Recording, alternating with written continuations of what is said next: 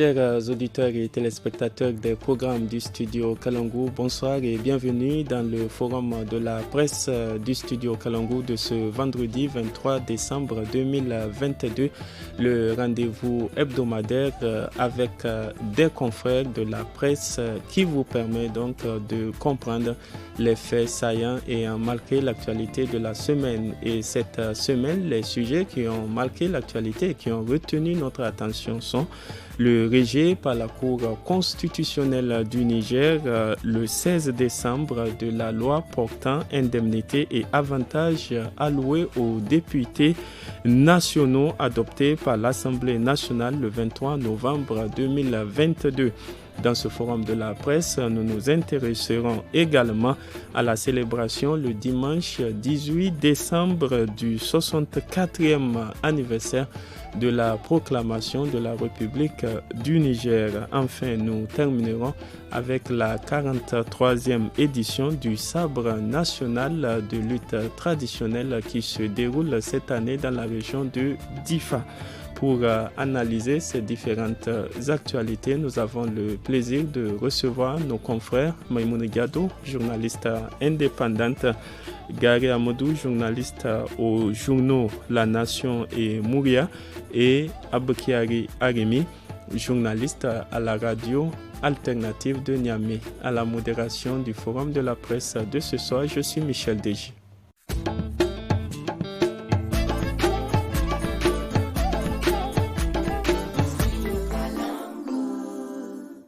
Commençons par le premier sujet du forum de la presse de ce soir. La Cour constitutionnelle du Niger a rejeté dans un arrêt du 16 décembre la loi portant indemnités et avantages alloués aux députés nationaux. L'arrêt stipule que les dispositions de l'article 16 nouveau de la loi modifiant et complétant la loi numéro 12 du 27 juin 2011 portant indemnités et avantages des députés sont contraires aux dispositions de l'article 102 alinéa 2 de la Constitution du 25 novembre 2010.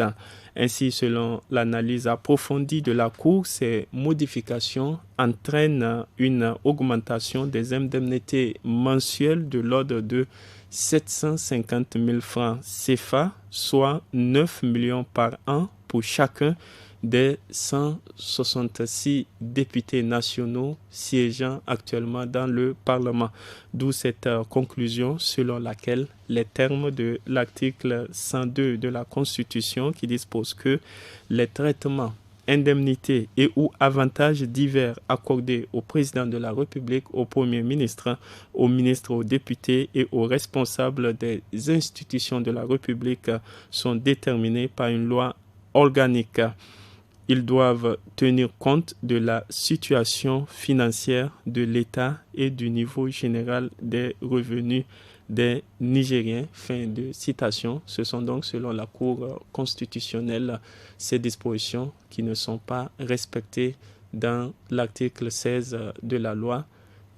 Maïmouna Gado, que faut-il comprendre de ces analyses de la Cour constitutionnelle par rapport justement à cette nouvelle loi portant indemnités et avantages alloués aux députés nationaux? Donc, c'est bien normal que la Cour constitutionnelle agit en ces termes et pour rendre, en tout cas pour les débouter.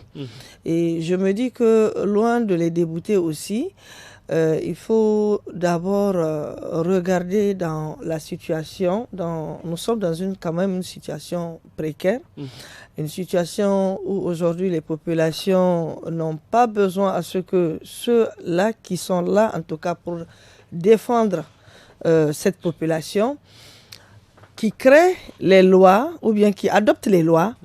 Aujourd'hui, ce sont ces mêmes gens-là, ces mêmes députés qui aujourd'hui décident d'augmenter sur ceux qui sont en train de percevoir déjà. Et je me dis que, en fait, moi, j'étais vraiment étonnée, puisque moi, je les attendais plutôt dire nous allons prendre une loi. Cette fois-ci, c'est pour véritablement diminuer sur ce que nous sommes en train de prendre, puisque nous sommes dans une situation où vraiment on a besoin de contribuer aussi pour pouvoir aider l'État dans la marche que l'État s'est donnée. Mais voilà, donc, moi, je me dis que vraiment, je tire mon chapeau donc, à la Cour constitutionnelle qui a su également relever certaines incohérences et pour pouvoir débouter ça. Mais maintenant, est-ce qu'il y aura une autre suite? Est-ce qu'ils vont se conformer? Est-ce qu'ils vont, de par ce qu'on leur a reproché, encore chercher à modifier certaines choses pour pouvoir revenir encore à la chasse? On ne sait jamais. Ça peut être aussi d'un côté, et peut-être que le fait de se taire aussi, peut-être ils sont en train de voir comment est-ce qu'ils vont faire à leur niveau. Mais tout ce que je sais que nous sommes dans une situation critique. Le Niger, aujourd'hui, tout le monde sait que économiquement, ça ne marche pas, ça ne fonctionne pas. Les gens savent également que nous sommes en situation d'insécurité. Il faut d'abord la contribution de tout un chacun. Et aujourd'hui, il y a des travailleurs qui n'en bénéficient même pas de les indemnités qu'ils se sont octroyées, qu'ils veulent s'octroyer. Il y a aujourd'hui des fonctionnaires nigériens qui n'en ont pas. Aujourd'hui, quand je fais allusion, il y a les contractuels aujourd'hui de l'éducation, pas seulement de l'éducation, mais les contractuels également du secteur de la santé. Ce sont quand même deux secteurs où on devrait aujourd'hui, si on me dit qu'on va augmenter sur leur salaire, je ne verrai pas d'inconvénient. Parce que je sais au moins qu'ils sont en train de travailler. Ils sont en train de faire en sorte d'éduquer nos enfants. Ils sont en train, en tout cas, de prendre soin de nos enfants, de nous-mêmes, dans une situation de santé.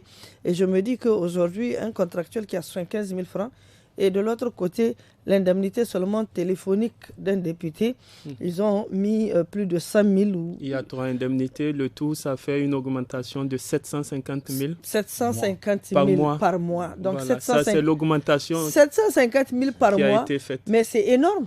C'est énorme. Moi, je me dis qu'ils auraient dû réfléchir autrement. Ils auraient dû réfléchir pour dire que non, au lieu que nous, on s'octroie ça, peut-être qu'on peut trouver une solution pour pouvoir augmenter ne serait-ce que les 750 000 francs là, voir dans quelle mesure, aujourd'hui ce que j'ai dit, les Nigériens moyens qui sont en train de travailler, qui sont en train véritablement de faire en sorte que le Niger va vers le développement, et ce sont ces gens-là qui sont délaissés aujourd'hui. Et c'est pas bon. C'est pas bon, c'est ce que vous dites. Il faut rappeler que ces indemnités, c'est d'abord les frais représentatifs de l'exercice qui, dans la loi, passent de 200 000 à 525 000 francs CFA. Les frais de restitution qui passent de 200 000 à 525 000 francs CFA. Et les frais de secrétariat qui passent de 100 000 à 200 000 francs CFA.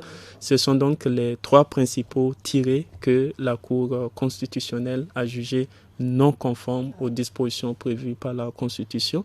Garé Amadou, on se rappelle que cette loi avait été votée à l'unanimité des députés. C'était 151 voix pour, 0 contre, 0 abstention.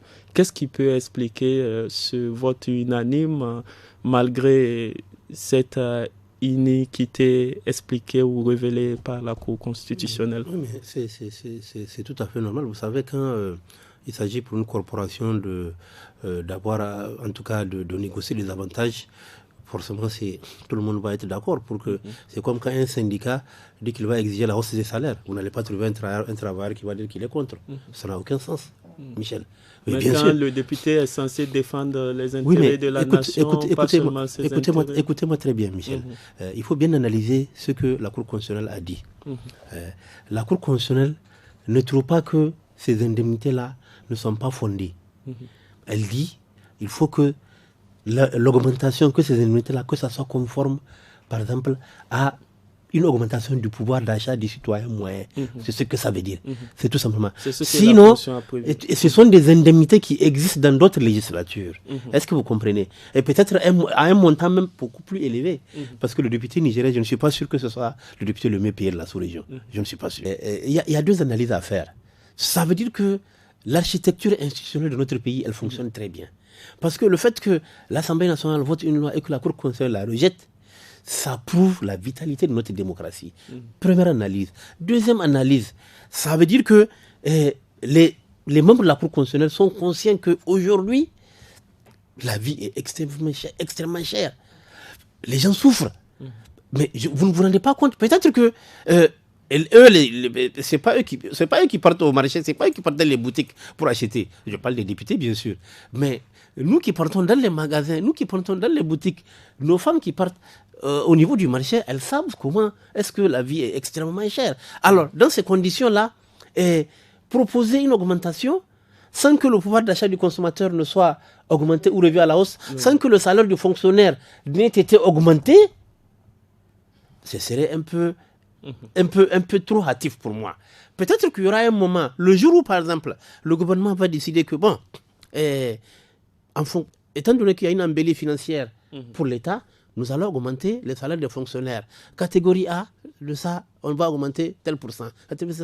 En ce moment, et on va dire, bon voilà, au niveau des prix de consommation, des prix de première nécessité, lorsque le citoyen constatera plutôt une baisse des prix des produits de première nécessité, en ce moment-là, on va pouvoir penser peut-être que les députés peuvent ramener ces indemnités-là, qui, je le dis, existent dans d'autres législatures. Bien sûr, mais ce que quelqu'un se pose comme question, c'est justement pourquoi les députés n'ont pas eu à prendre ça en compte avant d'adopter, puisqu'ils sont censés connaître la situation socio-économique du pays. Je sais, mais enfin, le plus important ici aujourd'hui, le plus important, c'est que la Cour constitutionnelle a pratiquement ramené les choses à la normale, n'est-ce pas? Oui. Et ce n'est pas un désaveu pour les députés, mais c'est juste qu'on dit que ce n'est pas le moment. En réalité, c'est ça la lecture. Oui, bien sûr. Ce n'est pas le moment. En se basant sur le revenu national brut ce n'est pas le moment. C'est comme si la Cour dit votre demande, elle est légitime, mais là, actuellement, ce n'est pas possible. Est-ce que vous comprenez? Là, actuellement, ce n'est pas possible. Peut-être dans 1 an, dans 2 ans, quand la situation va le faire, on va voir. Peut-être qu'ils peuvent ramener. Donc, vous comprenez? Mais dans les conditions actuelles, là, je vous dis, où les consommateurs sont en train de souffrir, ils tirent le diable par la queue, n'est-ce pas? C'était une demande qui ne passait pas déjà chez les citoyens. Parce que si vous avez vu les commentaires sur les réseaux sociaux, c'était quelque chose qui n'était pas du tout apprécié. Et surtout de la part, comme vous l'avez dit, en tout cas des élus du peuple. Heureusement, j'ai dit la Cour constitutionnelle, je tire mon chapeau à la Cour constitutionnelle, et c'est ça qu'on veut de la démocratie. C'est-à-dire que l'architecture fait en sorte que, quand par exemple il y a des choses que, comment on appelle ça là, le pouvoir puisse arrêter le pouvoir, si je peux le dire. Le législatif peut être arrêté par le judiciaire ou le législatif ou le supralégislatif, si je peux l'appeler ainsi. Donc c'est ce qui se passe. Et donc j'ai dit, moi c'est les deux enseignements.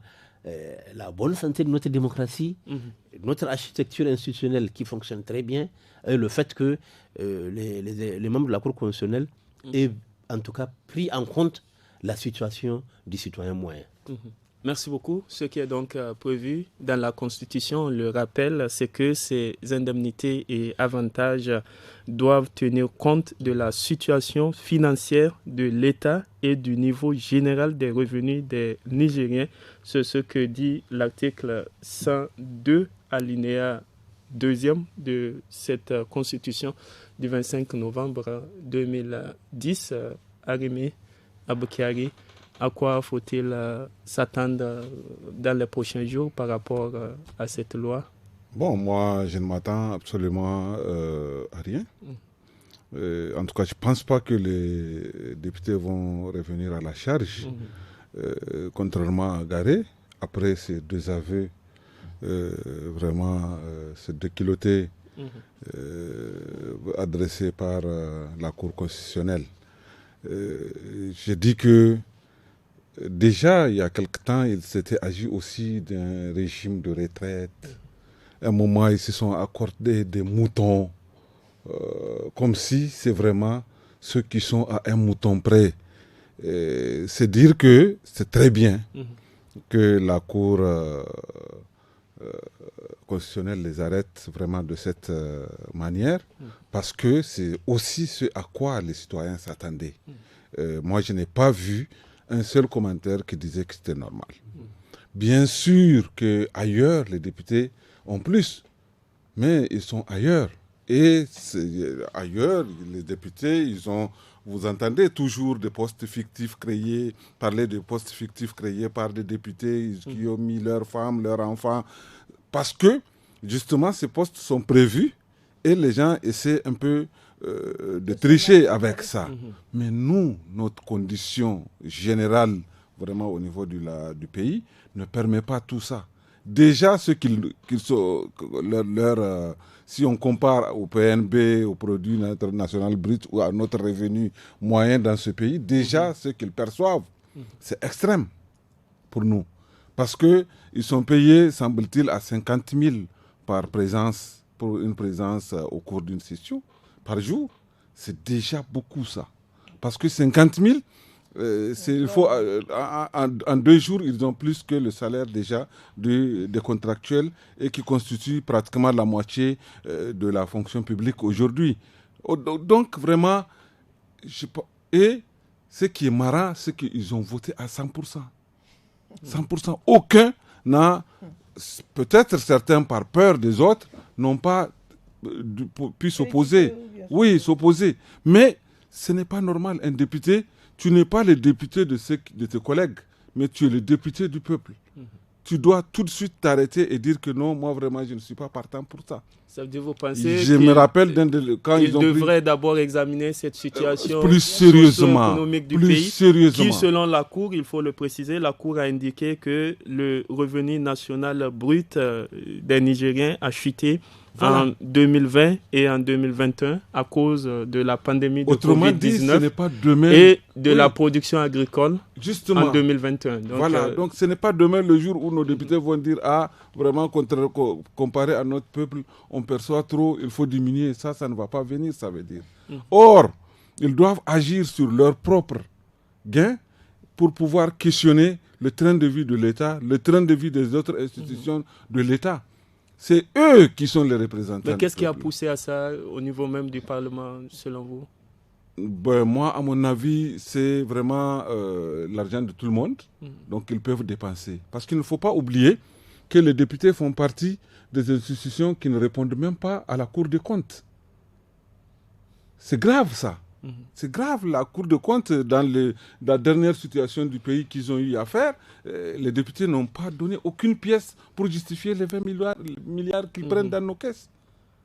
Et donc, vraiment, et j'ai vu dans Mais l'article 131 de la Constitution précise que les lois organiques, le règlement intérieur, donc avant leur mise en application, passent au niveau de la Cour constitutionnelle pour la vérification de cette conformité avec la Constitution.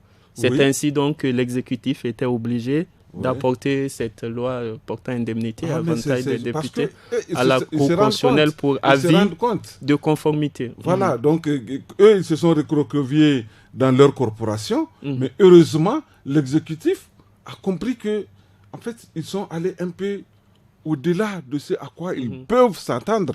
Parce que déjà, il faut le dire, ils sont à 1,5 million les députés, quelque chose comme ça par mois. Déjà, c'est énorme. Comparé à leur augmentation actuelle, devait faire 9 millions par député. Autrement dit, au moins 1,5 milliard pour l'année. Pour les 166. Voilà, mais quand même. Alors qu'on doit même organiser des élections pour compléter même notre législature parce que la diaspora n'a pas encore ses députés et tout. Moi, vraiment, c'est des fantaisies qu'il ne faut pas faire. Contente-toi de ce que vraiment l'État t'a donné, c'est que la nation, vraiment, vous avez déjà décidé, vous avez augmenté des choses. Il faut s'arrêter. Merci beaucoup. Que doivent faire les députés à présent, Maïmoun Diado, pour tourner cette page? Mais à présent, ils doivent tourner la page aussi. C'est tout. Mais c'est tout. Parce que, avec tout ce que nous avons cité ici, la cherté de la vie, et vous avez vu. Donc, ça veut dire qu'ils doivent tourner la page et s'atteler à travailler pour la population, pour le peuple nigérien. Parce que le peuple nigérien les a menés là-bas pour travailler. Et quand il y aura des décisions à prendre, ou bien quand il y aura des lois à voter en faveur peut-être de cette population, qui met à l'abri cette population, qui met à l'abri cette population, je pense que de la même manière qu'ils ont voté cette loi-là, sans problème, ils doivent le faire. Mais discutons et faisons en sorte que ces députés-là comprennent qu'ils ont en tout cas la lourde charge de mener à bien en tout cas le train de vie de cette population-là. C'est normalement, ils devraient être des interpellateurs. interpeller l'État par rapport à certaines choses, par rapport à certaines dépenses, par rapport à certaines exécutions qui ne sont pas conformes, par rapport à des choses où la population peut se retrouver. Mais aujourd'hui, vous ne pouvez pas vous-même vous octroyer quelque chose où ça rend même malade. Quand moi j'entends un député, ceux qu'ils vont toucher comme indemnité, mais ça rend malade. Regarde l'état de nos hôpitaux. Regarde aujourd'hui comment fonctionne. Il n'y a pas assez de médicaments dans certains centres de santé. On est obligé de payer. On nous parle de gratuité, il n'y a pas de gratuité. Mais si aujourd'hui, chaque député peut aujourd'hui, en sacrifice, enlever dans son propre salaire ce qu'il est en train de prendre là à la fin du mois, au moins dans sa localité ou bien sa région, aider, ne serait-ce qu'un médicament. Mais ce n'est pas mieux. Tout le monde allait applaudir. Même si c'est dans la construction des classes, mais tout le monde allait applaudir. Mais ça, la personne n'a applaudi. Parce qu'eux-mêmes, aujourd'hui, s'ils se taisent, c'est parce qu'ils savent que ce qu'ils ont fait, ce n'est pas bon. Donc, autant me taire que de venir encore parler par rapport à ça. Parce que je suis sûre qu'il y en a ceux que ça les a vraiment touchés du fond du cœur. Mais aujourd'hui, ils se retiennent parce qu'ils ne peuvent pas sortir. C'est vrai qu'un projet échoue, ça peut faire mal. Oui. Merci. Un mot, en fait, par rapport à ça, 9 millions, ça fait pour des fonctionnaires qui sont payés à 500 000. L'année, ils ont 6 millions. Eux, ils vont avoir 6 millions plus 3 autres millions, ça, juste en termes d'augmentation. Sincèrement, il faut, quand tu fais les choses, tu te poses, qu'est-ce que je fais de plus que l'autre pour être payé autant? Tu dois au moins te dire ça. Merci beaucoup. Passons à autre chose. Puisse augmenter sur le SMIC. Merci beaucoup. Passons donc au deuxième sujet du forum de la presse de ce soir. Le Niger a célébré le 18 décembre dernier le 64e anniversaire de sa proclamation en tant que République.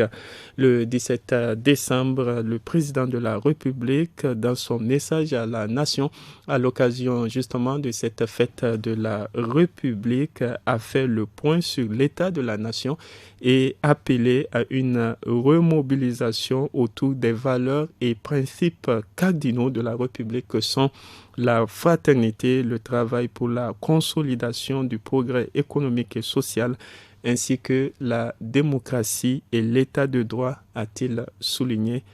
Gary Amadou, que faut-il retenir de ce message du chef de l'État à l'occasion du 64e anniversaire de la fête de la République? Le point le plus important pour moi, c'était son appel aux magistrats. Quand le président a appelé les magistrats à beaucoup plus de probité et en tout cas à faire en sorte que la lutte contre l'impunité puisse vraiment être vraiment très visible. Parce que moi, j'ai senti dans le discours du président de la République une sorte de déception en réalité.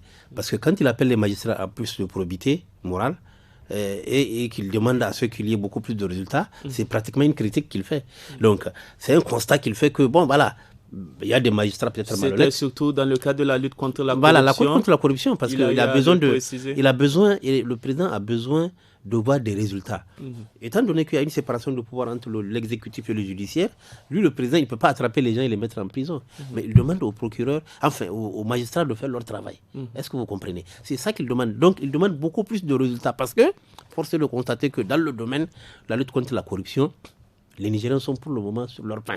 Parce que, voilà, on a créé des institutions, la Alcia, on a fait ceci, on a créé de la... Oui, voilà. Mais dans les faits, les gens ne voient pas concrètement ce que ça donne, quoi. C'est-à-dire qu'aujourd'hui, il est plus facile de voler une chèvre et d'aller en prison que de voler 1 milliard, en fait. C'est ce que ça veut dire. Parce que celui qui vole une bicyclette, il va en prison. Ben, ça ne traîne pas, c'est rapide. Parce qu'entre le commissariat et puis, voilà, il va dormir en tôle.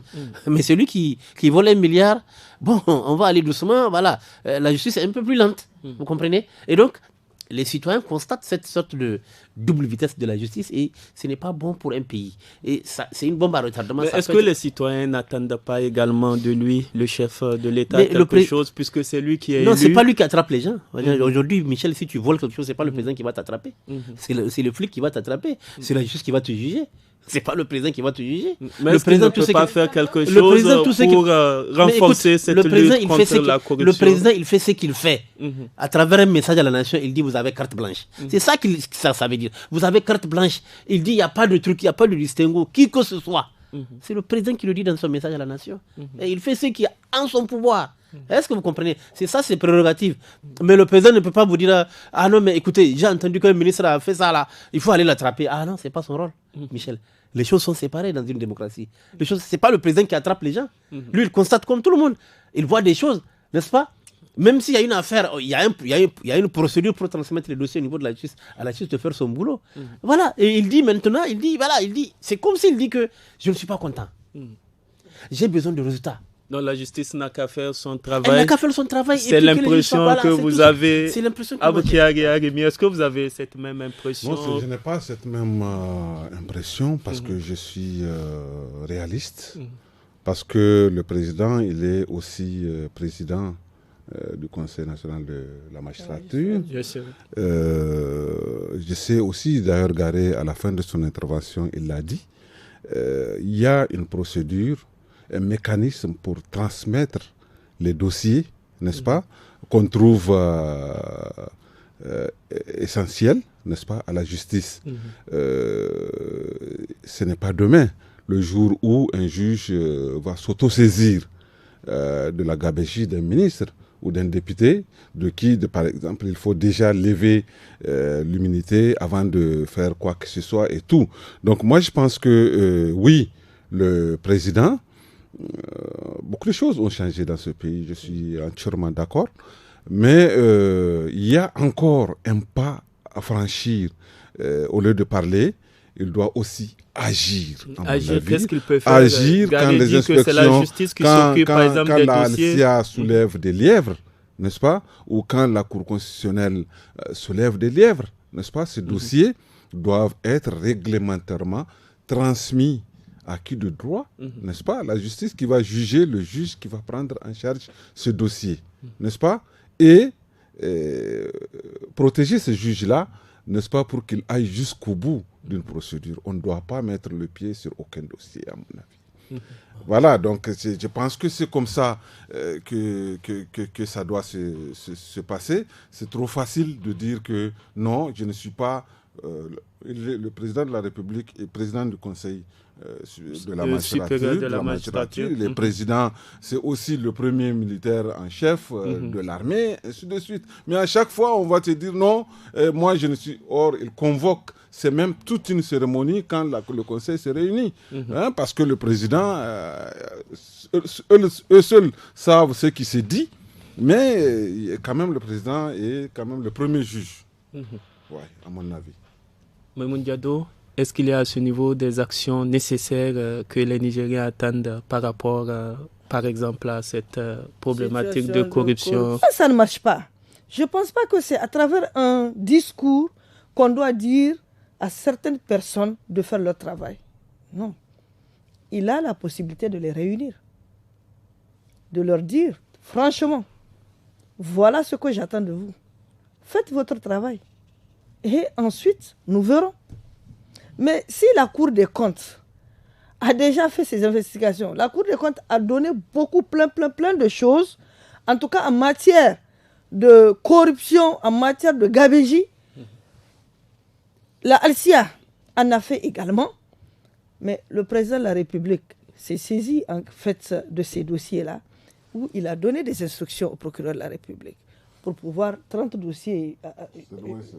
Il y avait 30 dossiers transmis au procureur de la République, 50 au dossiers au président de la République, 30 aux différents procureurs. Moi, je pense que maintenant, comme il veut voir clair, et les Nigériens savent que les Nigériens veulent voir clair, c'est à lui de dire, les 30 dossiers que je vous ai donnés, je veux un résultat. Et le résultat, là, ça ne doit pas prendre du temps. Il l'a dit, il est quand même le premier magistrat de ce pays. Si ça ne va pas, personne ne verra le magistrat qui est en dessus. C'est le président de la République. Et les populations ont soif de voir, en tout cas, jusqu'où le président de la République peut aller dans cette situation de corruption. Parce que vous savez, la corruption, elle est encore plus grande que même l'insécurité que nous sommes en train de vivre. Et c'est la corruption qui a amené aujourd'hui ce pays où aujourd'hui des simples citoyens ne peuvent même pas avoir 3 repas par jour. C'est très difficile. Donc, moi je pense que en prenant déjà le jour où il a été, en tout cas, élu à la tête de ce pays, il avait pris l'engagement de faire en sorte que les biens publics, détournements et tout, puissent être ramenés dans les caisses de l'État. Mais maintenant, après 2 ans, les Nigériens l'attendent toujours. Donc, un discours où les discours n'intéressent pas trop. Ça veut dire que vous estimez qu'il peut mieux faire, c'est ça? Il peut mieux faire, c'est ce que je suis en train de dire. Beaucoup. Parce que les discours, ce n'est pas les discours aujourd'hui que les Nigériens ont besoin. Les discours, c'est les mêmes discours. Mais si on vous a bien compris, il n'y a pas que la lutte contre la corruption, garée globalement par rapport même à la célébration de ce 64e anniversaire. Est-ce qu'on peut dire que ça a été à la hauteur des attentes de tous les Nigériens? D'abord, avant d'aborder l'organisation même de ce truc, je dois dire que, je dois le répéter, il y a une séparation de pouvoir au Niger. C'est-à-dire qu'on a beau dire, il a beau être le premier magistrat, ce n'est pas lui qui juge les gens. Vraiment, il faut que les gens. Il faut que les gens le comprennent. Lui, ce qu'il fait. Mais bon, voilà, il a déjà fait ce qu'il fait. Il a transmis le dossier. Il y a une interaction parfois. Voilà, je suis en train. On parle ici de résultats, c'est-à-dire sur le plan concret. C'est tout ce qu'on a dit tous ici. C'est-à-dire que les résultats concrets tardent à venir. Et c'est ça lui-même son exaspération, parce que lui, il a transmis le dossier. C'est elle-même qui l'a dit. Il a transmis le dossier au niveau de la justice. Parce que lui, s'il ne voulait pas qu'il y ait la lumière sur ces dossiers-là, il n'allait pas les transmettre. C'est lui-même qui les a transmis. C'est lui, il a transmis, la a transmis. Ces rapports avaient déjà été reçus par lui-même. Voilà, donc il a donné il appelle. Donc à partir de ce moment-là, maintenant, je crois que la balle est dans le camp des magistrats. C'est vrai ce qu'elle dit, qu'au bout du compte, c'est lui qu'on va voir. On va dire, ah oui, sur ton mandat, la lutte contre l'impunité, elle a échoué. Et c'est pourquoi j'ai dit, il est de la responsabilité des magistrats. Surtout maintenant que le Conseil national de la magistrature, qui est le cadre dans lequel justement on discute de ces choses-là. On vous a bien compris. Ça veut dire les textes du Conseil. Non, les ça veut dire que vous estimez que l'exécutif n'est pas à la base de l'impunité. C'est même pas ça. C'est même pas ça. Il faut bien comprendre que le cadre législatif, même le Conseil national de la magistrature, les textes sont en train d'être modifiés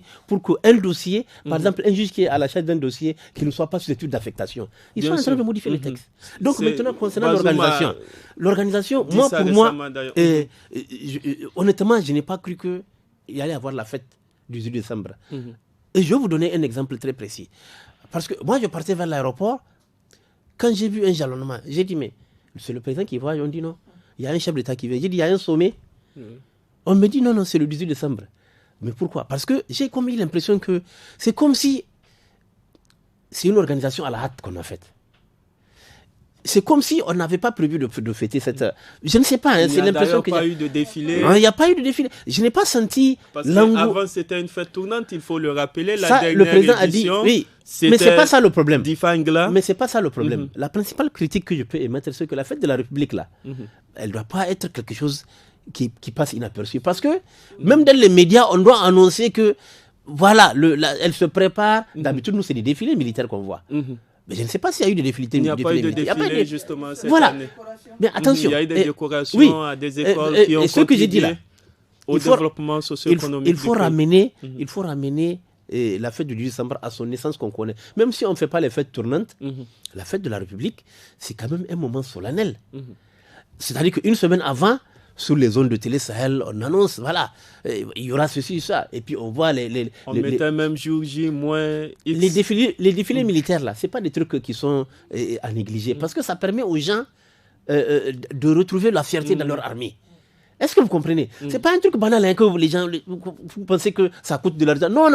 Il n'y a pas quelque chose qu'on organise qui ne coûte pas de l'argent. Donc, pour moi, la prochaine édition de la fête tournante, d'abord, moi, je voudrais qu'on revienne aux fêtes tournantes dans les régions, même si on ne construit pas des infrastructures. Mais le principe de la fête, là, de la célébration, de ces retrouvailles autour des idéaux de la République, ça, il faut le maintenir. Merci beaucoup. un mot, une analyse par rapport à l'aspect organisation même de la fête. Pour la sobriété, ça c'est sûr. J'ai aimé. La sobriété, ça veut dire qu'il faut éviter de faire trop de dépenses. Oublier d'où est-ce qu'on vient, dans quoi on se trouve, c'est pas une bonne chose. Et moi j'aime bien. Oui, c'est le jour où l'anniversaire du jour où notre République a été proclamée. C'est une très bonne chose. C'est bon de rappeler ça aux plus jeunes, de faire monter le drapeau, qu'on joue un peu l'hymne national. Tout ça, c'est très bien. Mais, à mon sens, il faut réimaginer. Il faut vraiment penser en quoi cette fête-là peut être jumelée avec quelque chose de festif, mais qui aussi sert concrètement à quelque chose dans la promotion de notre culture, par exemple, dans la promotion de notre sport, par exemple, dans la promotion de notre jeunesse, par exemple. Mais vraiment, il faut faire quelque chose de petit et bien. Maïmouna Diado, rapidement. Oui, en fait, ce que je voudrais dire. En une poignée de secondes. Pourquoi ne pas, en tout cas, imaginer comme il a dit, puisque quand on fête le 3 août, on dit tout de suite la fête de l'arbre. Est-ce que vous voyez? Donc, dans ce cas, quand on fête 18 décembre, pourquoi ne pas créer les conditions d'avoir quelque chose également à faire le jour-là? C'est juste ce que je voulais dire, c'est que aujourd'hui, c'est vrai, les défilés nous manquent trop, mais il faut tenir compte également que nous sommes dans une situation d'insécurité. Et aujourd'hui, nous avons nos armées qui sont sur le front.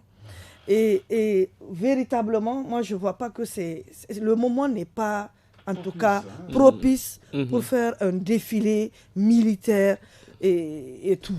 Merci. On voit bien qu'il y a une divergence de points de vue. On va tourner cette page et nous terminons avec du sport pour clore. Et c'est pour parler de cette 43e édition du sabre national de lutte traditionnelle qui débute ce vendredi à Difa. Rappelons que l'une des particularités de cette 43e édition du sabre national, c'est qu'elle n'aura pas lieu à l'arène de lutte traditionnelle, mais au stade régional de Difa. Arimi Aboukiari, quels sont les objectifs visés à travers l'organisation de je pense que ce grand c'est rendez-vous? Non seulement pour augmenter la capacité d'accueil, n'est-ce pas? Le stade, c'est beaucoup plus spacieux, c'est beaucoup plus grand, même si ce n'est pas très adapté, bien sûr, pour le spectateur qui sera d'un côté ou l'autre. Il y a ça, mais aussi, je crois que c'est pour des mesures de sécurité. Parce qu'à côté de l'arène, il y a un marché. Voilà, il y a un marché. Il y a trop de va-et-vient. Voilà. Mais moi je pense que ça, c'est plutôt l'autre aspect, parce que c'est l'un de nos sports rois. Moi je pense que c'est le football qui est le sport roi, mais j'adhère à ce que beaucoup disent que c'est notre sport roi, la lutte. Officiellement, la lutte traditionnelle est le sport roi au Niger. Donc, il faut se positionner pour faire venir beaucoup de monde, et beaucoup de jeunes, à suivre cette compétition importante qui nous tient en haleine pendant 10 jours. C'est comme pour la Coupe du Monde pour les autres. 2023. Voilà, ça nous permet d'oublier certaines choses. Ça met tout le monde d'accord sur une activité au moins. Et donc, c'est une très bonne chose. Et je pense que nos stades doivent pouvoir accueillir, parce qu'au Sénégal, c'est au stade qu'on fait, puisque c'est beaucoup de monde qui ça mobilise. Merci beaucoup, Maïmouna Diado. Il faut rappeler que le thème choisi pour cette 43e édition du sabre national est le même que celui de l'année passée. Ce thème, c'est vivre ensemble, nous sommes une famille, un thème qui appelle à la promotion de la cohésion sociale et de l'unité nationale. Est-ce que la lutte contribue aujourd'hui à ce renforcement de la cohésion sociale au Niger? Mais évidemment que la lutte contribue à cette cohésion sociale. Parce que quand on fait la lutte, cette année, c'est à Difa. Mais il y en a beaucoup qui vont quitter de par les autres régions pour se rendre à Difa. Il y a 10 lutteurs par région, ça fait les 80 lutteurs. Donc ça veut dire que c'est vraiment un moment de retrouvailles. Un grand moment de brassage. De culture. Bien sûr. Et c'est ça en fait. Celui qui a choisi le thème de l'année passée a bien fait de garder le même thème. Vivre ensemble, nous sommes une famille. Et véritablement, connaissant déjà sur quoi Difa aujourd'hui est confronté, je pense que le message, c'est vraiment un bon message qui a été, en tout cas qui vient d'être passé. Mais ce que je voudrais juste dire, c'est qu'on parle du sport roi, la lutte traditionnelle. Mais il faut aussi penser à aller vers la modernisation. C'est très important. Parce que quand je regarde ici, on parle de sport, le sport roi. Mais quand vous partez, par exemple, au Sénégal, mais est-ce que vous voyez comment est-ce qu'ils se donnent la peine aujourd'hui de faire en sorte que la lutte traditionnelle, en tout cas, moi, je l'apprécie. Je ne dis pas que... Il y a même l'UFOA qui permet cette rencontre ouest-africaine. Voilà, et c'est pour dire qu'aujourd'hui, quand la lutte traditionnelle finit, tout le monde oublie le sport roi. Et tout le monde oublie les lutteurs. Les lutteurs même ne sont pas dans des conditions. Il faut revoir tout cela. Il faut revoir tout cela. Merci beaucoup. Il faut revoir tout cela. Il faut créer des emplois, pourquoi pas, à ces lutteurs-là. Le vainqueur a la possibilité au moins d'amener de faire certaines activités. Merci. Non, j'ai pas encore fini. J'ai pas encore fini. En fait, j'ai pas encore fini. Il ne nous reste plus suffisamment de temps. Il faut prendre l'exemple au niveau donc des lutteurs de Guinée, la lutte en Guinée, la lutte ici au Sénégal. Mais pourquoi ici au Niger, on dit que c'est la lutte, c'est notre sport roi, mais moi je ne suis pas totalement convaincu que c'est vraiment, nous prenons ça au sérieux pour dire que c'est le sport roi ici. Il faut donc prendre cette lutte au sérieux. Gary Amadou, quelles sont aujourd'hui les vraies attentes des Nigériens par rapport justement à cette 43e édition du sabre national qui est suivi de près, qui donne vraiment une grande ambiance sur l'ensemble du pays, on a l'impression. Je pense que moi je vais être un peu le gars qui va le rabat-joie. Non, c'est clair que je vais être le rabat-joie parce que l'idée selon laquelle la lutte traditionnelle est un facteur de cohésion, c'était peut-être un facteur de cohésion. Mais aujourd'hui, la lutte, avec toutes les querelles que je vois... Ça, c'est l'aspect organisationnel. Non, même pas ça. Le problème, c'est que cette régionalisation des équipes-là, pour moi, c'est un danger pour ce pays-là. On a vu ce que ça a donné lors de l'organisation de ce championnat à Niamey, où il y a eu pratiquement... Il y a quelques années. Et on a vu ce que ça donne. Non, au Sénégal, là dont elle parle là, c'est le système des écuries. Il y a des écuries de lutteurs, comme les écuries de chevaux. Il y a des écuries de lutteurs. C'est pas l'histoire de... le champion de lutte, l'équipe de Thiès, l'équipe de... Ah non, c'est pas comme ça. Cette régionalisation des équipes là, je vous assure, si on n'y met pas fin, un jour il y aura une catastrophe. Non seulement dans l'arène, dans la ville, mais on ne sait même pas où ça peut s'arrêter. C'est très dangereux. C'est ça, en fait. Faites attention, c'est très dangereux. Merci Abokiari. Mais est-ce que ça veut dire que vous pensez que ça contribue à créer un esprit en fait, de régionalisme ou bien c'est quoi le problème en réalité? Il y a déjà quelque chose qui met les Nigériens ensemble pendant un mois. 10 jours. Pendant 10 jours. Voilà. Et ça, c'est déjà acquis. Donc le message de solidarité nationale, machin, ça, c'est dépassé. Faisons de notre football, de notre lutte traditionnelle, un véritable sport moderne qui nourrit son homme, qui se pratique tout le long de l'année. C'est de cela que nous avons besoin. Aujourd'hui, les lutteurs sénégalais te font des combats de 100 millions. 100 millions, que tu tombes ou que tu gagnes, tu vas gagner à peu près ce montant. Et c'est pas le n'est-ce pas? Voilà, ce n'est pas. Sénégal, non. Voilà, je crée mon club comme au football, voilà. N'est-ce pas? Et les gens adhèrent. N'est-ce pas, j'ai mes conditions de paiement et tout. Donc, le président a parlé dans son discours de création d'emplois. Vous n'adhérez pas à cette vision d'avoir des lutteurs par région comme moi, j'ai eu ce discours avec des hauts cadres du ministère il y a 20 ans, n'est-ce pas? Et je leur ai dit que ça va à la mort de notre sport roi si ça ne bouge pas. Et malheureusement, ça ne bouge pas. je dirais que c'est une compétition organisée par le ministère du Sport. Tant qu'il y a une fédération, un président de fédération qui veut laver la tête, lever la tête tout de suite, il est décapité. Il faut rappeler que nous avons quand même, en dehors du ministère en charge des sports, nous avons une fédération qui a en charge l'organisation de la lutte traditionnelle. C'est la fédération nigérienne de lutte. Et il y a des rencontres, il y a des analyses avant les prises de décision. On n'a plus de temps malheureusement. Aujourd'hui, regardez dans quel état se trouvent les lutteurs. Mais si vous en avez parlé, nous allons terminer. Il faut rappeler que le champion, en tout cas, de la lutte traditionnelle de l'année passée, qui avait donc été organisé à Niamey, c'était donc Isaac Isaka. C'est donc le lutteur de la région de Dosso.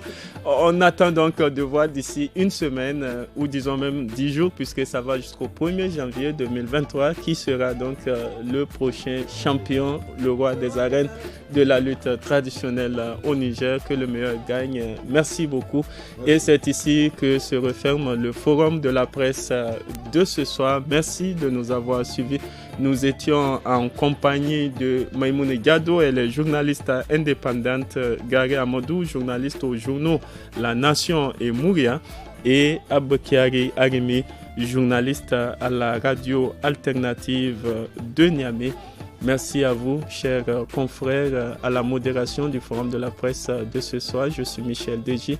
L'équipe technique est composée de Amina Hassan et Issa Lawali. Excellente soirée à toutes et à tous et bon week-end. Au revoir.